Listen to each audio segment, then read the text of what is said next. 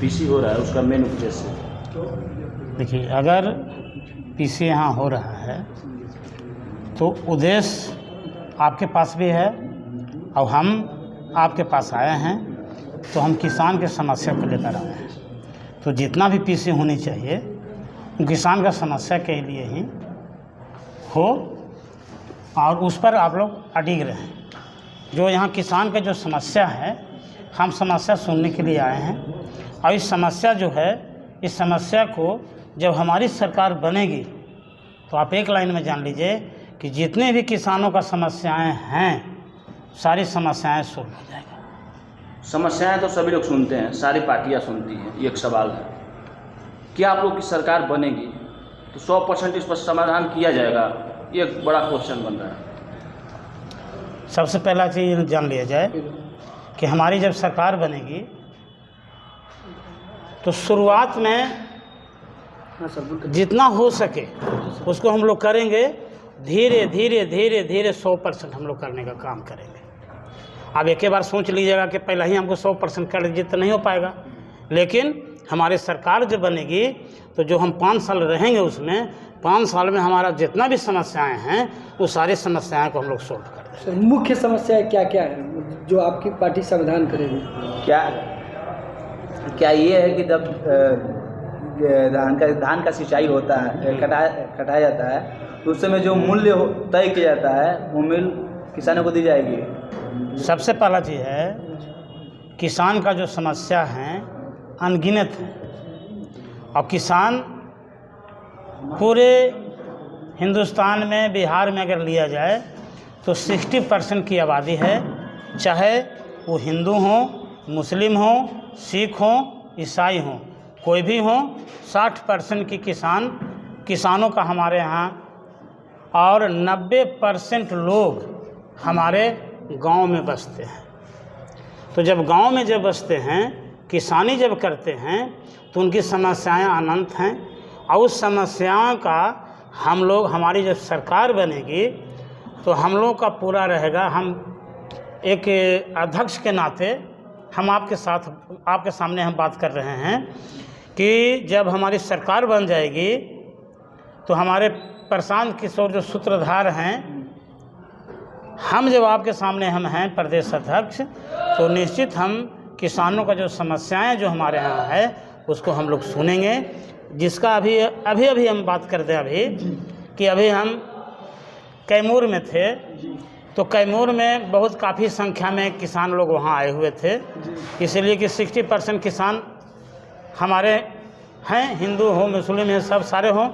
तो उसमें बहुत से किसान आए और बोले कि हमारे के यहाँ बहुत काफ़ी दिक्कत हो रही है कि सरकार पहले हमारा जो खेत है उसका मुआवजा नहीं दिया है और उसके बाद जो है अधिग्रहण कर रहा है, उस पर जेसीबी चला रहा है।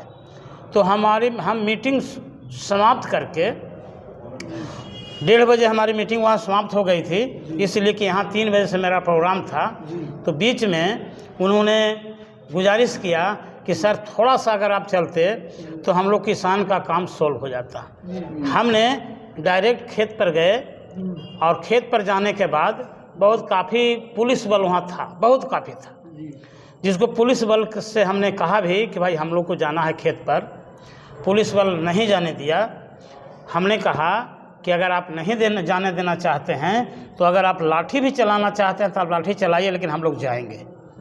लास्ट में विवश होकर प्रशासन जो है, सो जो हेड बॉस जो हमारे यहाँ एडीएम थे, उनको फ़ोन किया और हमारे पास एडीएम को आना पड़ा और एडीएम साहब से हमने वार्तालाप किया कि अभी जो आप कार्य कर रहे हैं गलत ढंग से कर रहे हैं।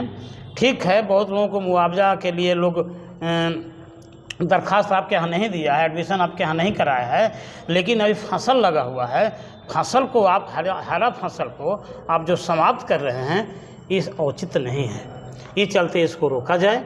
और उन्होंने कहा कि अब हम जैसे भी यहाँ से लौटेगा, आप जो है से उनको हम गुजारिश किया कि 2 बार या 3 बार जो भी आप किए हैं, एक बार हमारे कथनानुसार किसानों को और माफ़ किया जाए और किसानों को एक मौका दीजिए ताकि धान का जो फसल है वो बर्बाद ना हो सके, उन्होंने आश्वासन दिया। अभी आप बक्सर के कार्यालय पर मौजूद हैं। हाँ। अब किसानों को लेकर के आप बात सुने, क्या क्या यहाँ की किसानों की समस्या सुनाई? किसानों का समस्या हम पहले भी बोले हैं कि अनंत है, समाप्त नहीं किया जा यहाँ की सकता। समस्या क्या क्या है किसान? यहाँ का जो समस्या है, इस साइड में लोग बोले कि अभी हमारा जो पानी जो हमारा खेत में जो आता है, वो खेत में आने से हमारा फसल नष्ट हो जाता है, डूब जाता है, गल जाता है।